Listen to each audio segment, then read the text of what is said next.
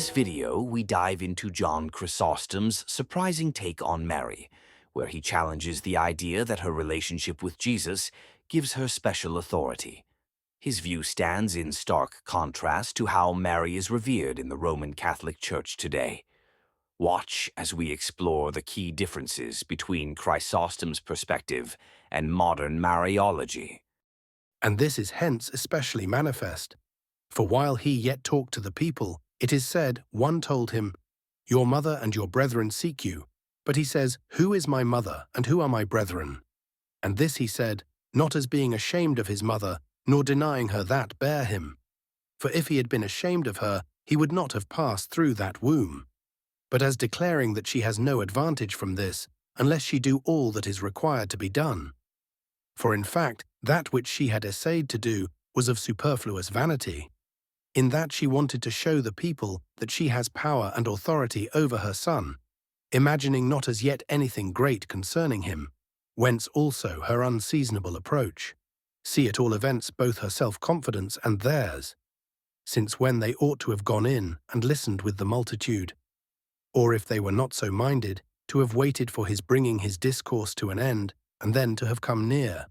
They call him out, and do this before all, evincing a superfluous vanity, and wishing to make it appear that with much authority they enjoin him. And this too the evangelist shows that he is blaming, for with this very allusion did he thus express himself while he yet talked to the people, as if he should say, "What? Was there no other opportunity? Why, was it not possible to speak with him in private? And what was it they wished to say? For if it were touching the doctrines of the truth, they ought to have propounded these things publicly, and stated them before all, that the rest also might have the benefit. But if about other matters that concerned themselves, they ought not to have been so urgent. For if he suffered not the burial of a father, lest the attendance on him should be interrupted, much less ought they to have stopped his discourse to the people, for things that were of no importance. Whence it is clear that nothing but vainglory led them to do this, which John too declares by saying, "Neither did his brethren believe in him." John 7:5. For this cause he quite repels them, being minded to heal their infirmity.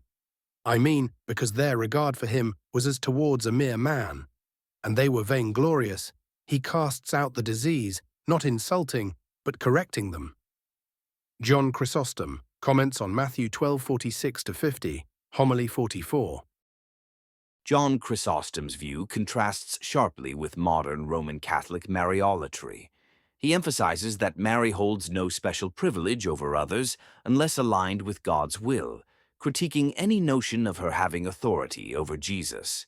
In contrast, Catholicism venerates Mary with titles like Queen of Heaven and sees her as an intercessor, elevating her to a role of divine favor, which Chrysostom would reject in favor of Christ's unique authority.